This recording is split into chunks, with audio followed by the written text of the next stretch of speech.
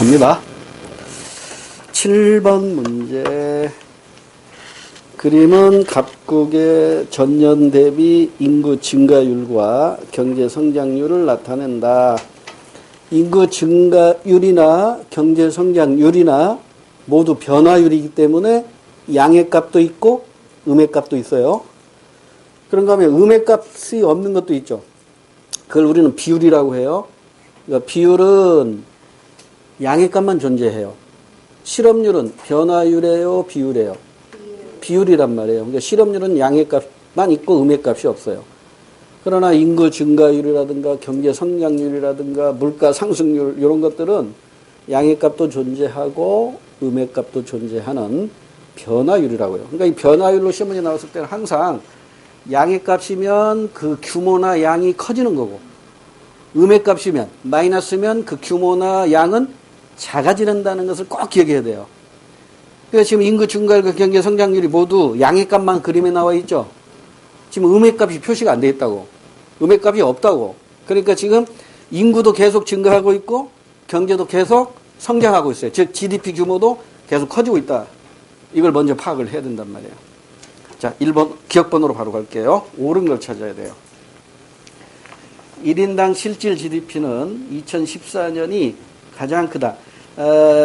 지금 경제 성장률이 그 검정색 실선으로 나와 있고 4%로 동일하죠. 그러니까 경제 성장률이 동일하다는 얘기는 실질 GDP 증가율이 동일하다는 얘기예요. 계속 4%씩 증가했어. 그러면 규모 면에서는 2014년도가 실질 GDP 규모가 제일 크겠죠. 그러죠? 그런데 지금 인구 증가율이 6%, 4%, 2% 이렇게 줄어들고 있죠. 증가율이 줄어드는 겁니다. 규모는요, 계속 커지고 있어요. 근데 커지는 정도가, 어떻게 표현인데, 커지는 정도가 많이 커졌다가 조금 커지고, 이 차이란 말이에요. 그러면 1인당 실질 GDP는 실질 GDP 증가율에서 인구 증가율로 나눠주면 되겠죠. 그러면 인구 증가율이 가장 높은 2012년이 1인당 GDP가 제일 작은 거예요. 그러죠? 그러면 2014년도의 실질 GDP는 가장 크겠죠. 왜? 경제 성장률은 4%이면서 인구 증가율이 가장 낮잖아요. 그러니까 1인당 실질 GDP 증가율, 즉 경제 성장률은 1인당 실질 GDP 요건 2014년도가 가장 클 수밖에 없죠. 기억번 맞아요. 그러면 1번 아니면 2번이 정답이에요. 3번, 4번 지워버리고 니은번 1인당 실질 GDP는 2013년이 2012년보다 크죠. 인구가 덜 증가했으니까. 니은번은 거꾸로 돼 있어. 그럼 정답은 끝났어요. 기억번 맞고 니은번이 틀린 거니까 정답은 2번입니다. 자, 공부거리로 디귿번 볼게요. 실질 GDP는 2014년이 2013년보다 당연히 크죠. 2012년보다, 그러니까 2011년보다 2012년이 크고요. 실질 GDP. 2012년보다 2013년도가 크고요. 2013년보다 2014년도가 커. 이게 실질 GDP의 규모입니다. 맞고. 디귿번도 맞아요. 1번. 2012년에서 2014년의 인구는 지속적으로 감소했다. 땡. 증가율이 작아진 것이지 규모는 커지고 있어요. 그러니까 이거 증가율을 다른 말로는 속도라고 표현하면 돼요. 속도. 지금 인구 증가율이 플러스로 가고 있어요. 속도가 빨랐다가 조금 느려질 뿐이야. 자동차가 앞으로 가는데 빨리 갔다가 좀 천천히 브레이크 밟아가지고 천천히 속도가 줄어들 뿐이지 앞으로 가는 건 계속 앞으로 가고 있는 거예요. 계속 규모는 커지고 있는 거다. 그래서 2번 정답. 8번으로 갈게요. 그러면 X제의 공급자에게 정부가 조세를 부과함으로써 나타난 시장 변동. 이 그림 너무 많이 봤죠? 딱 보는 순간 외부 효과 중에 생산에 있어서의 마이너스 외부 효과 그림이잖아요. 우리 여러 번 공부했잖아요. 수요 곡선 하나에다가 공급 곡선이 두 개야. 그러면 이건 생산에 있어서의 외부 효과야. 근데 이제 외부 효과인데 플러스 외부 효과나 마이너스 외부 효과는 이제 따져봐야겠죠. 어떻게 따져야 돼요?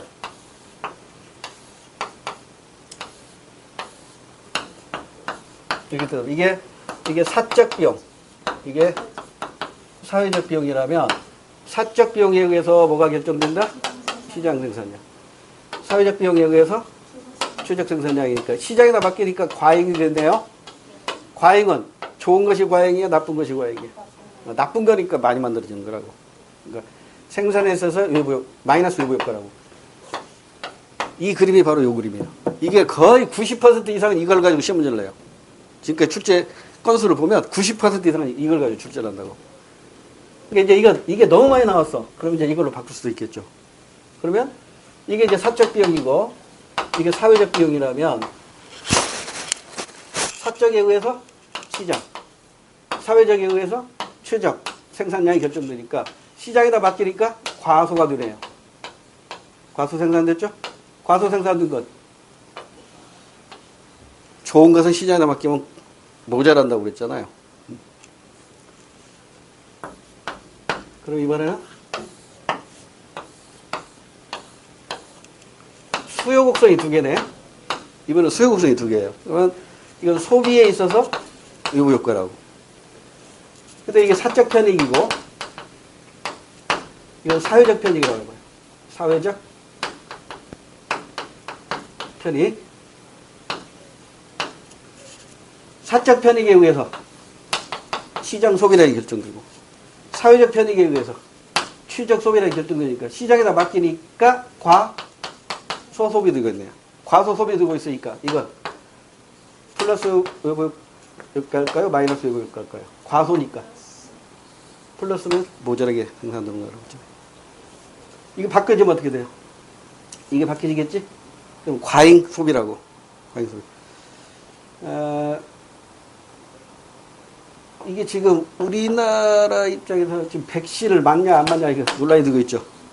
코로나 백신. 이게 시사성 있는 문제로 출제 들만 하네요. 코로나 백신. 코로나 백신. 이거 시장에 많이 나와야 되죠. 많이 나와야 되는데 시장에다 맡기니까 과소. 안 맞은 사람 생기잖아요. 이때 정부가 어떻게 해야 돼요? 보조금 줘야겠죠? 그래서 정부가 무상으로 맞춰주는 거잖아요. 요 그림도 하나 기억해 두세요. 이게 코로나 백신과 관계된 거. 플러스 외부 효과의 경우에 과소 소비되고 있는 그림.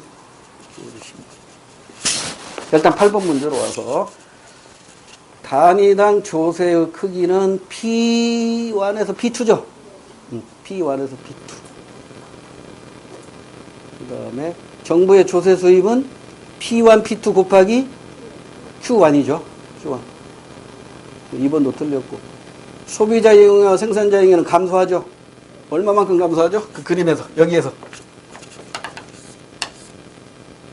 그 다음에 이렇게 있죠. 이게 이만큼 세금을 부과하니까 정부의 조세 수입이죠. 정부의 조세 수입. 그러면 소비자 잉여 감소분은 얼마예요? 요만큼인데 요만큼은 이제 정부가 먹어가니까 실제 시장에서 사라지는 것은 이만큼이죠. 소비자 잉여. 그 다음에 생산자 잉여도 요만큼이 사라지는데 이만큼은 정부가 먹어가니까 실제 시장에서 사라지는 것은 이만큼이죠. 그러니까 요 삼각형. 그림 이상하다. 거기 P1, P0하고 이렇게 연결되는 그 삼각형. 그리고 이렇게 그려지죠. 그러니까 요 옆에 이렇게 삼각형으로 나와 있는 게 시장 전체에서 사라지는 사회적 잉여입니다. 그러니까 정부가 개입하는 게 바람직한 것만은 아니다. 이렇게 결론 맺을 수가 있는 거죠. 그래서 3번도 틀렸고요. 4번 받는 거 확인합니다. 정부의 조세 수입의 증가 크기보다 소비자 잉여와 생산자 잉여 감소액이 크죠. 그래서 사회 전체적으로 보면 마이너스다. 넘어갑니다.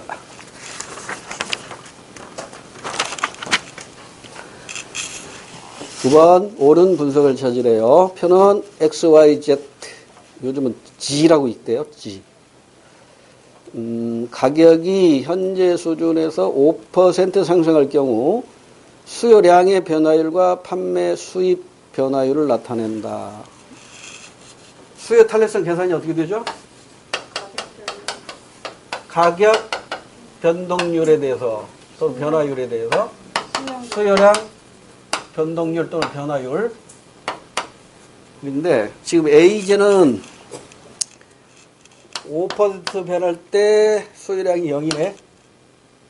A제가 아니라 X제네요. X제. 그러니까 X제는 탄력성이 0이에요. 그 다음에 Y제는 5% 변할 때 역시 똑같이 5%. 이게 절대값으로 계산하니까 이게 Y제죠. Y제는 1이네요. 단위 탄력이네. 그 다음에 세 번째 Z제가 5 변할 때 10. 이게 Z제. 2네요. 탄력거 2. 그러면 우리는 어떻게 결론을 내릴 수가 있냐면 이건 완전 비탄력적. 단위 탄력적. 이건 탄력적이라고. 그러면 완전 비탄력적의 판매 수입은 비례적으로 증가하죠. 가격이 5% 오르면 판매 수입도 5% 증가해요. 똑같이. 왜냐하면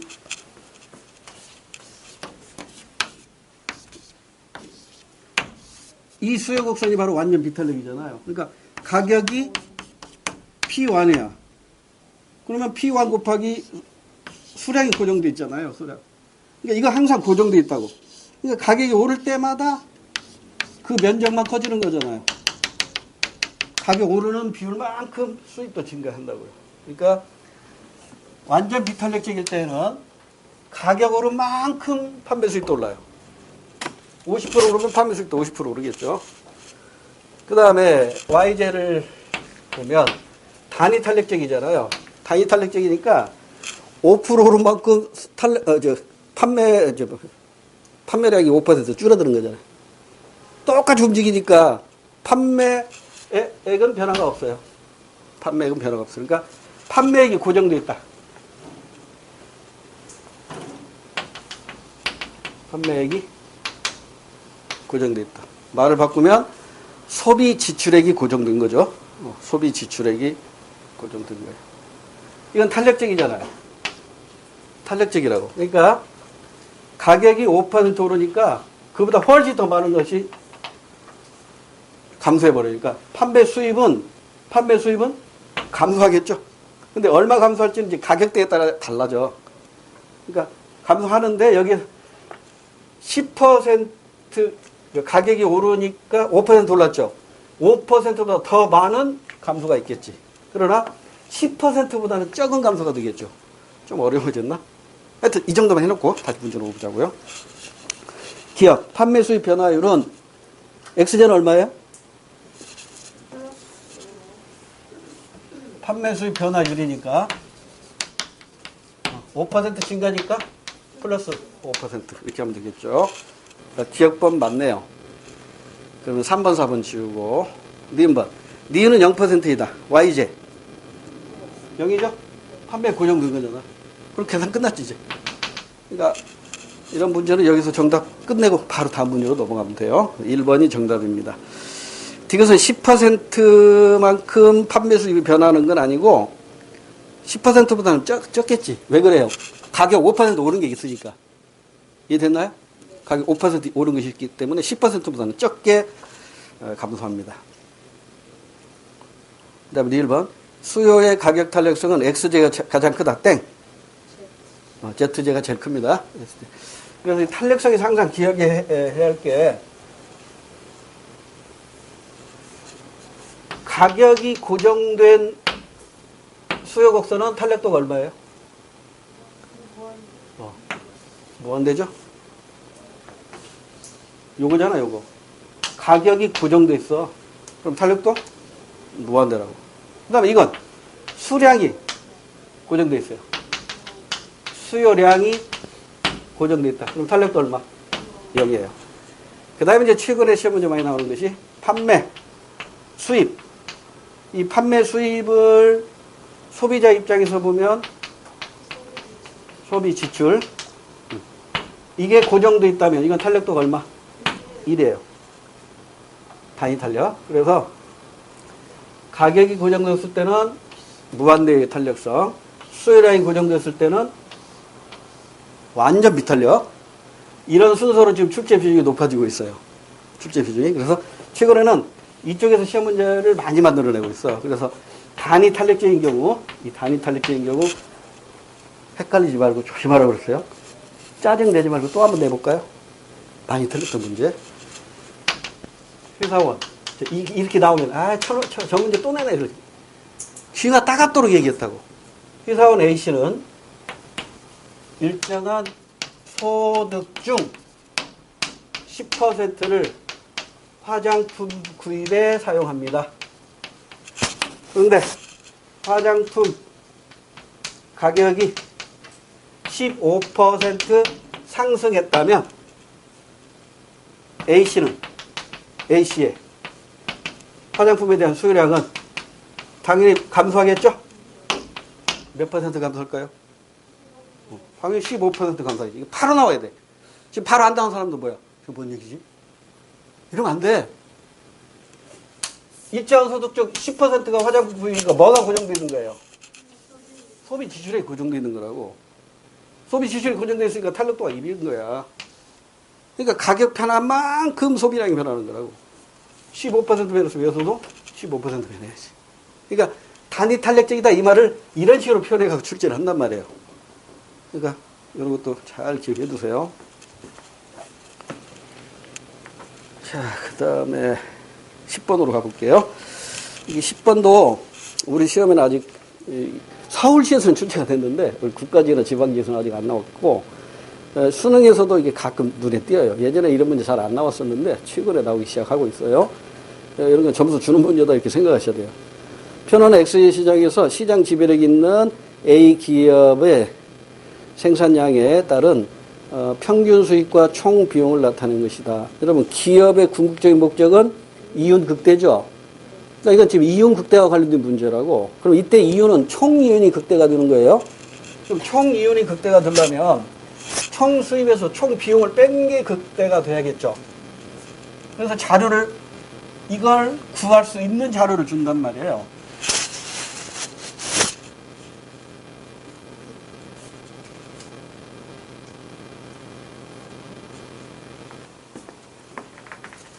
자, 기업의 궁극적인 목표는 이윤극대니까 총 수입에서 총 비용을 털어내면 이게 총 이윤이고 총 이윤을 극대화하는 게 바로 기업의 궁극적인 목표란 말이에요. 그러면 여기에서 총 수입은 어떻게 계산이 될까요? 그 재화의 가격에다가 생산량. 근데 문제에서 지금 만드는 데도 다 팔린다고 전제했잖아요. 대부분의 시험에서 이렇게 전제를 하고 문제를 내요. 만드는 대로 다 팔린다. 그러니까 만든 것, 즉 판매된 것에다가 가격을 곱하면 총수입이 되는 것이죠. 근데 총수입을 생산량으로 나누면 뭐가 나와요, 그러면? 총수입을 판매량으로 나눴어. 그러면 평균 수입이 나오는 거예요, 평균 수입. 그러니까 다시 총수입을 생산량으로 나눠. 그럼 평균 수입이 나오죠? 평균 수입을 다른 말로 뭐라고 해? 하나당 수입이야. 하나당 수입. 그러니까 뭐하고 같아? 가격하고 같지. 그러니까 이 가격은 곧 뭐와 같다? 평균 수입. 또 우리 시험 문제에서는 추가 수입이란 말을 쓰는데 이 추가 수입은 사실 경제 용어가 아니에요. 경제 용어는 한계 수입이란 말을 쓰거든요. 근데 한계 수입이라는 단어가 우리 교과서에서 있었는데 이게 폐지가 됐어. 삭제가 됐어요. 그러니까 그냥 추가 수입. 그러니까 하나 더 팔 때 들어오는 수입 이렇게 생각하세요. 자, 평균 수입은 뭐다? 하나당 수입. 추가 수입은 하나 더 팔 때 들어오는 수입. 이건 뭐하고 같다? 가격하고 같겠지. 일단 이걸 먼저, 자, 여러분이 기업을 하고 있는 사장님이야. 물건을 하나당 수입은 그 재화의 가격이겠지. 500원짜리면 하나 팔면 500원 들어오고, 두 개 팔면 1,000원 들어오잖아요. 그럼 1,000원 나누기 2하면 하나당 500원인 거잖아요. 그러니까 평균 수입이나 하나 더 팔 때 들어오는 수입이나 뭐하고 같아? 가격하고 같아요. 가격. 그 다음에 이제 총 비용인데, 총 비용은 당연히 평균 비용, 다른 말, 하나당 비용. 하나당 얼마에 만드냐 이거잖아요. 근데 이 평균 비용은 또 하나 더 만드는 데는 비용하고, 하나 더 만들 때 드는 비용하고 같을 수가 없어요. 이거 좀 어려워. 일단 어려우니까. 자, 일단 총 비용은 평균 비용에다가 생산량을 곱하면 돼. 생산량이랑 판매량이 같다고 그랬어요. 그럼 평균 비용은 어떻게 구해져요? 총 비용 나누기 생산량 이렇게 구해진다고. 그럼 추가 비용은, 자, 여기서 추가 비용. 추가 비용은 평균 비용하고 여기서는 일치하지는 않아요. 여기 조금 어려워. 여기 조금 어려운데, 한계 비용 체증 체감이라는 법칙이 있어요. 그러니까 한계 비용이라는 건 이렇게 생각하면 돼. 우리 제가 수업 시간에 이거 얘기했었지. 퀴즈 다시 한번 해볼까요? 머리 식히는 퀴즈. 새 학생이 있어, 여학생. 1,000원씩 모아가지고 떡볶이집에 가. 기억나요? 여러 번 얘기했는데. 그럼 이제 3,000원어치 떡볶이를 먹잖아요. 그런데 이제 그 떡볶이집 주인이 매주 와가지고 귀여운 새 여학생이 와서 떡볶이를 사 먹으니까 500원을 깎아주기로 했어. 그래서 선불로 3,000원 받고 떡볶이를 이제 서빙해주는 아이에게, 야, 이 새 학생 DC해주는 거니까 500원 나눠줘 그랬다고. 이 서빙하는 놈이 좀 띨띨한 놈이야. 그냥 500원 주고 나눠가지고 하면 될걸. 자기 머리로 계산해 본 거야. 3명한테 500원을 어떻게 나눠주지? 계산이 안 되는 거야. 그러니까 100원씩 나눠주고 200원을 지가 먹어버렸어요. 네? 새 여학생한테 100원씩 나눠주고 200원을 자기가 먹었다고. 자, 그럼 잘 따져보자. 잘 봐요. 이 새 여학생은 떡볶이를 얼마에 먹은 거예요? 자, 3,000원을 냈죠? 그러죠? 그 300원 돌려받았죠? 그러면 얼마에 사 먹은 거야? 2,700원에 사 먹은 거잖아. 근데 그 서빙하는 아이가 얼마 먹었어? 200원 먹었다고. 그럼 2,700원에다가 200원 더하면 얼마예요? 2,900원이잖아. 100원 어떻게 했냐고. 100원 찾아봐요. 지금 어디가 잘못된 거지? 자, 분명히 새 여학생은 3,000원을 주고 떡볶이를 주문했어요. 그리고 DC해 준다고 300원을 돌려받았어. 그리고 심부름하는 아이가 500원 중에 200원을 먹어버렸잖아. 그러면 3,000원 되고 300원 돌려받았으니까 2,700원에 떡볶이를 사 먹었고, 심부름하는 아이가 200원 먹었단 말이야. 그럼 2,700원에다 200원 넣으면 2,900원이라고. 100원 어디 갔어? 이걸 숫자의 딜레마라고 해요. 영원히 못 찾습니다. 그럼 어떻게 해야 찾을 수 있느냐? 떡볶이집 아줌마에다가 포인트를 둬야 돼요. 떡볶이집 아줌마. 떡볶이 얼마에 팔았어요? 2,500원에 판 거죠, 결국. 심부름 아이가 얼마 먹었어요? 200원 먹었어요. 학생한테 얼마 돌아갔어요? 300원 돌아갔어요. 합치면 얼마예요? 3,000원이에요. 이러다 맞추니까 100원 안 도망가잖아. 근데 학생에다, 소비자 입장에다 맞추니까 100원이 사라져. 왜 그러냐? 이게 딜레마라니까. 숫자의 딜레마 또는 숫자의 역설이라고 표현해요. 영원히 못 찾습니다. 학생한테 포인트 맞추면. 그런데 그 새 여학생이 하루는 떡볶이집으로 가려다가 한 학생이 이렇게 제안을 하죠. 야, 우리 집에 엄마 아빠가 여행 가서 아무도 없는데 떡살 3,000원치 사다가 우리 집에 있는 양념 재료 다 있으니까 이걸로 우리 입맛에 맞게 맛있게 해먹자. 그러면 더 많이 먹을 수 있잖아. 그러니까 두 여학생이 오 그래 해가지고 새 여학생이 떡볶이집으로 가지 않고 시장으로 갔어요. 동네 시장에 가서 뭐에다 힘주고 얘기했어요. 아줌마 떡볶이 떡살 3,000원 주죠. 그랬어. 그래서 포장을 해왔는데 요만큼밖에 안 돼. 떡볶이집에서 3,000원치 푸짐하게 먹던 양보다 떡살이 양이 적은 거야. 그러면서 고민에 빠진 거야. 왜 이렇게 작지? 이게 장학 퀴즈에 나온 문제입니다. 이런 경제 현상을 뭐라고 합니까? 이게 장학 퀴즈 문제예요. 정답. 규모의 경제라고 해요. 그럼 규모의 경제가 뭐냐면 떡볶이를 3명이 3인분만 만들 때는 떡살 조금밖에 못 사죠. 3,000원 가지고.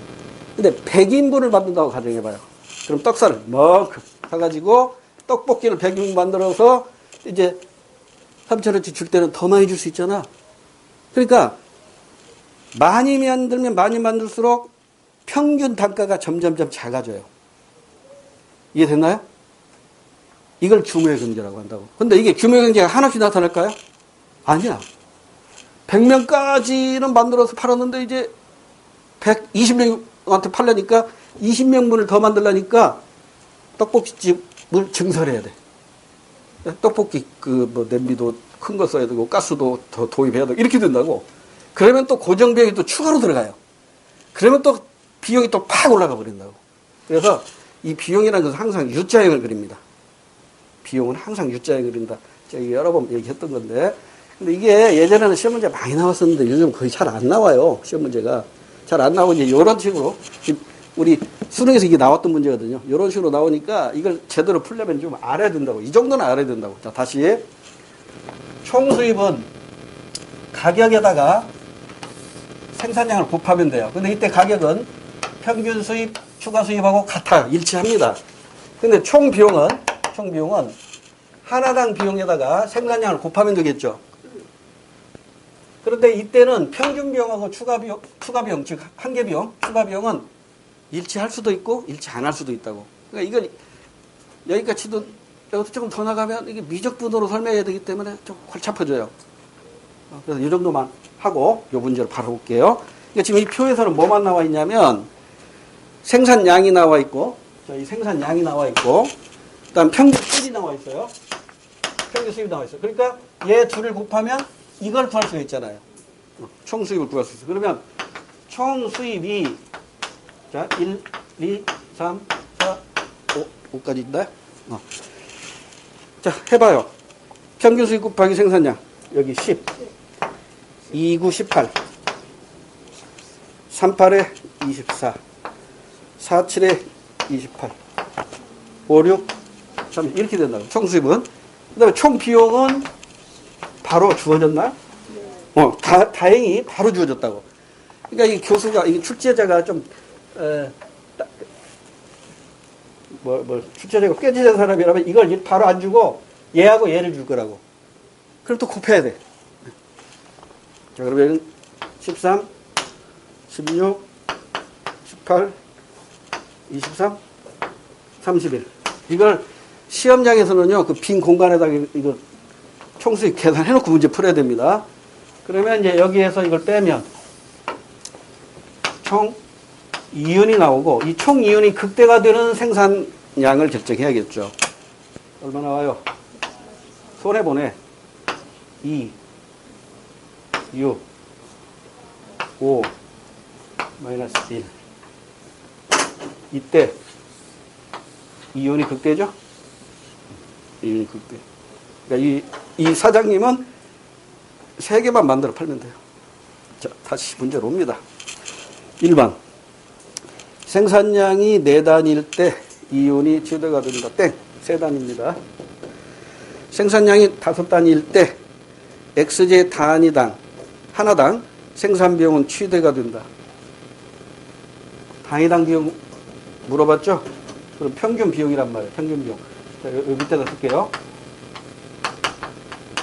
평균 비용은 이 비용 나누기 생산량으로 하면 되죠? 여기는 얼마야? 13. 여기는 얘 나누기 얘 하니까.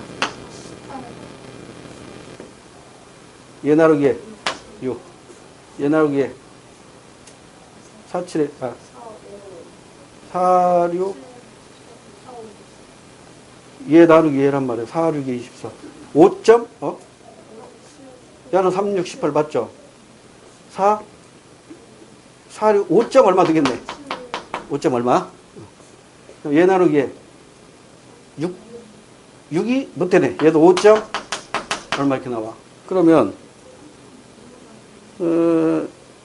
하나당 비용이 최대가 될 때는 여기 이쪽이지. 더 갈 필요 없죠. 13이 최대로 단위당 생산비용은 최대가 된다. 5단위가 아니라 1단위째입니다. 1단위. 2번도 틀렸고 3번. 생산량이 1단위 증가할 때마다 추가적으로 발생하는 비용, 즉 추가 비용은 증가할까요? 감소할까요?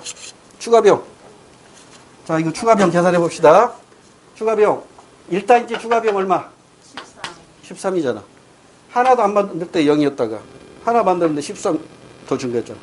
얼마 증가했어요? 3 증가했어요. 얼마 증가했어요? 2. 얼마 증가했어요? 5. 얼마 증가했어요? 8. 13, 3, 2, 5, 8. 이게 평균 비용이요. 아, 추가 비용? 이게 추가 비용이라고. 추가 비용. 그럼 평균 비용 내려갔다가 올라갑니다. 추가 비용 내려갔다가 올라갑니다. 다 이 비용 자체가 평균 비용이나 한계 비용이나 모두 비용은 항상 U자형이에요. U. 내려갔다가 올라가요. 내려갔다가 올라가요. 그런데 수입은 어때요? 평균 수입이나 추가 수입이나 가격이나 직선이죠. 직선이라고. 직선. 그래서 예전에 여러분 선배들이 공무원 임용시험 치를 때 이 그래프가 매 시험마다 나왔어. 근데 지금은 안 나와. 가격이 고정됐죠? 그럼 이게 바로 평균 수입, 평균 비용이고 추가 비용. 이거 다 똑같아.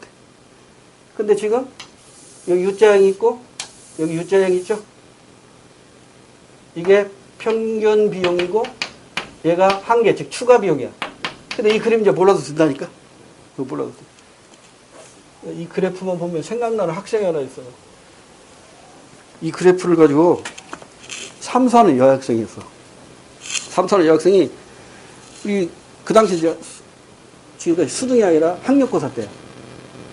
이 시험이 매년 나왔다고요.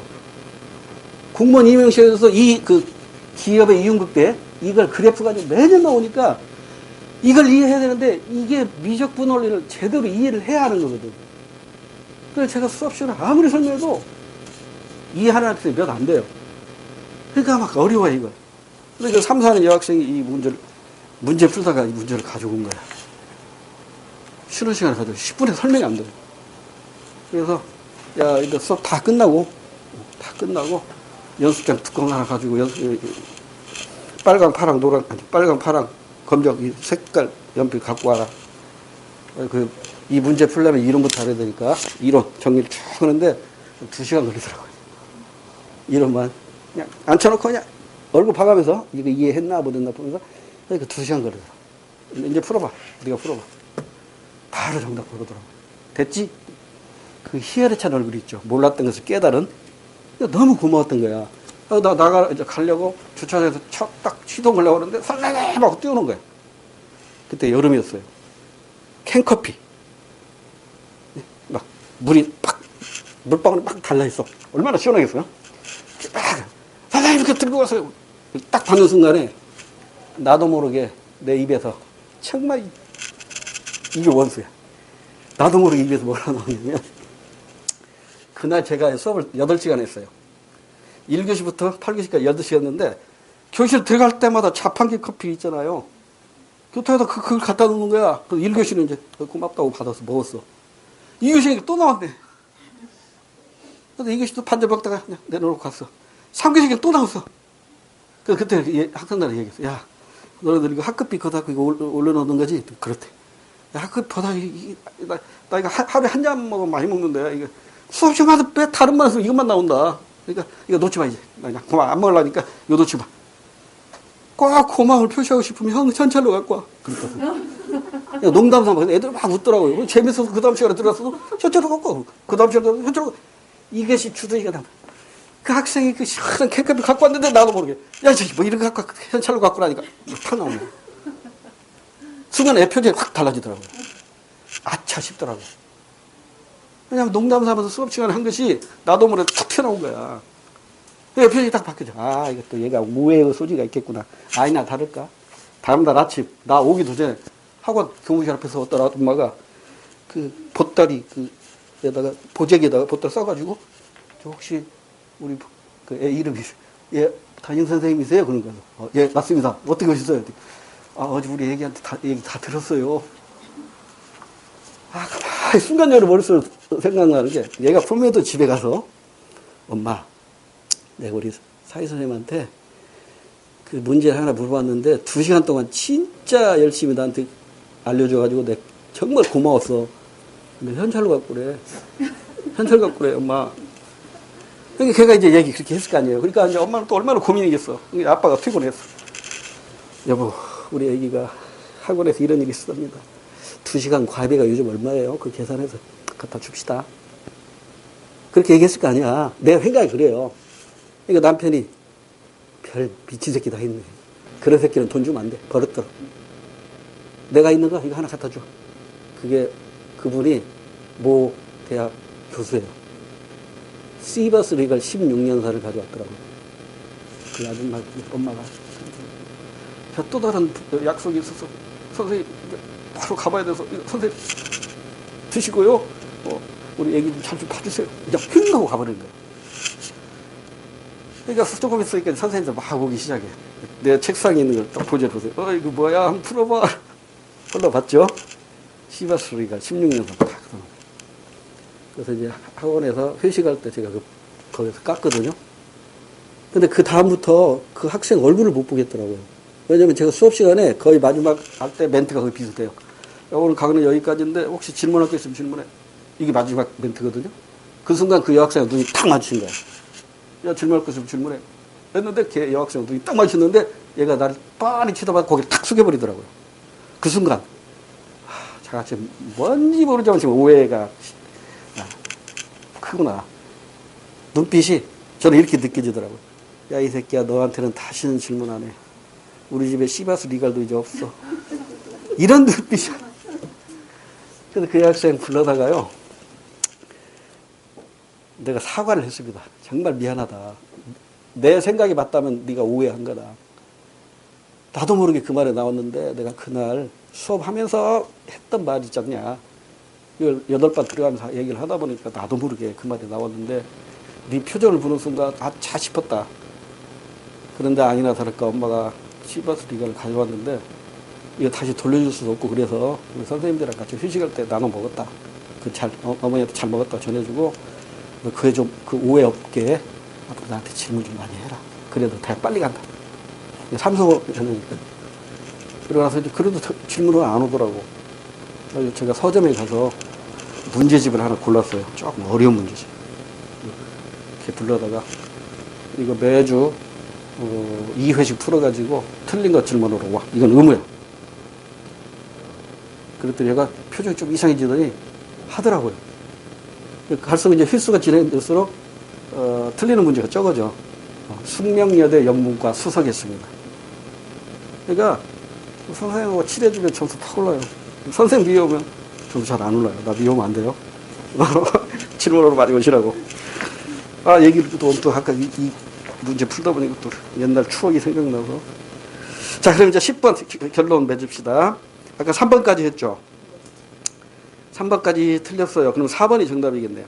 생산량이 1단위 증가할 때마다 추가적으로 얻는 수입은 감소한다. 추가적으로 수입.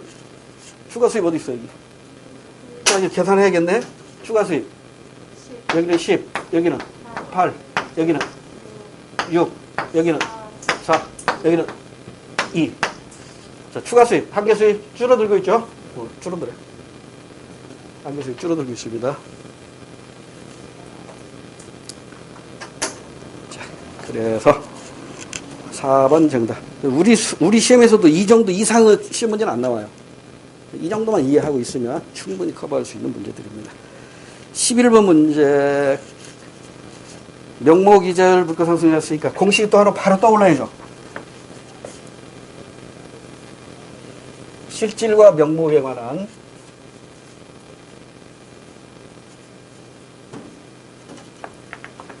실질 이자율은 명목 이자율 빼기 물가 상승률이에요. 그러니까 시중의 명목 이자율, 제가 지난번에 재형저축 사례로 드렸죠. 지금 시중에서 이 재형저축, 근로자의 재산 형성을 위한 저축, 재형저축 이자율이 한때 6%까지 주었는데 지금 그렇게 많이 안 주더라고요. 4%라고 합시다. 물가상승률이 3%예요. 그러면 실질 이자율은 1%가 되는 것이죠. 근데 요즘 4% 이자 주는데 거의 없습니다. 1년 정기예금 있잖아요. 1년 정기예금 이자율이 한때 최고 2.1, 뭐 2.2 이렇게 갔는데 지금 2% 주는데 하나도 없어요. 1.7, 2.8 이 정도라고. 그럼 명목 이자율이 2%라고 해봐요.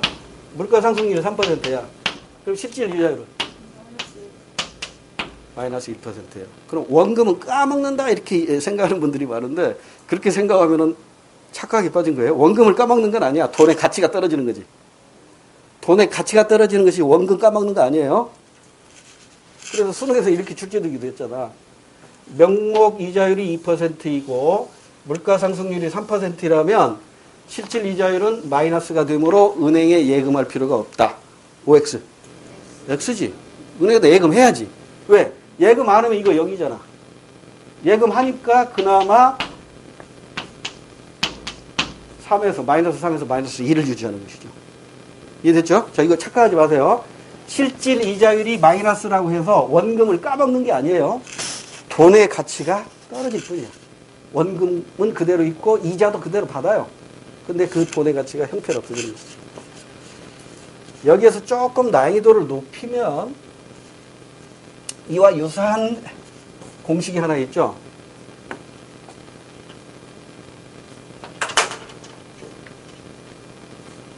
어, 1인당 실질 GDP 증가율. 이건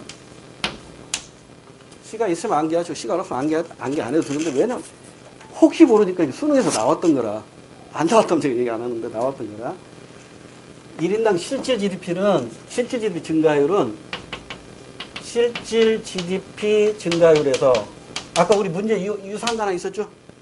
인구 증가율을 빼야 돼요.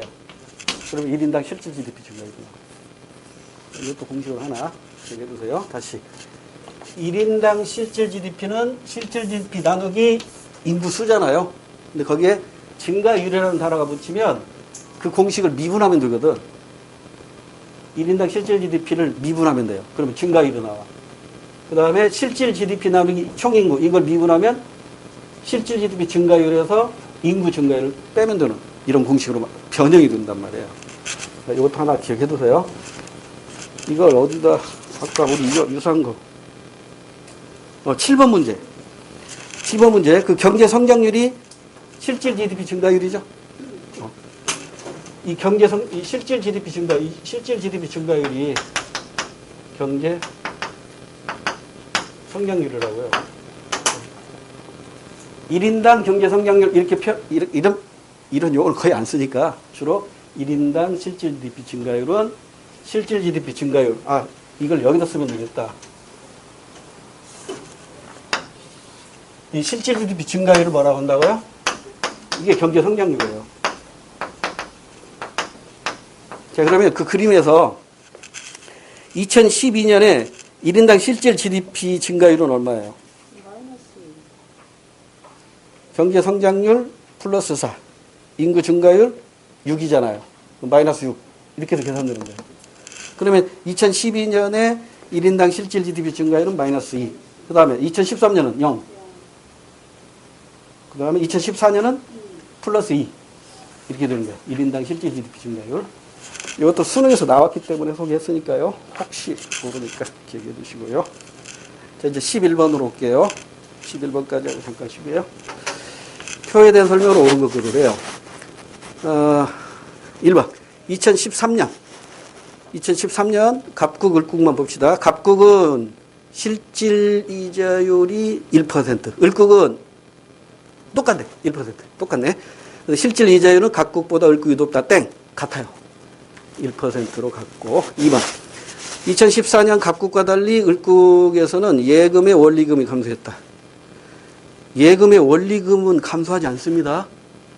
화폐 가치가 하락할 뿐이지 은행에다 예금했으면 반드시 이자는 붙기 때문에 원리금은 감소하지 않아요. 2번도 틀렸고. 3번. 2014년에 갑국과 을국 모두 실질 이자율은 전년보다 낮아졌나요? 갑국은 1:1로 같고 을국은 낮아졌네. 을국은 낮아졌지만 갑국은 변함이 없어요. 그래서 3번도 틀렸고. 4번. 2014년 을국에서는 실물 자산 투자가 예금 가입보다 유리했다. 2014년 실질 이자율이 마이너스 1이죠. 그러니까 실질 이자율이 마이너스 1이니까 원리금은 감소하지 않았지만 화폐 가치가 하락했죠. 그럼 화폐 가치가 하락했을 때 실물 가치는 어떻게 됐죠? 높아지는 거잖아요. 그러니까 화폐하고 실물 항상 반대로 움직이니까. 그래서 예금보다는 실물 자산 투자, 예를 들면 금을 사거나 부동산에 투자하는 게 더 유리하다. 4번이 정답입니다. 잠깐 쉬었다가 12번부터 할게요.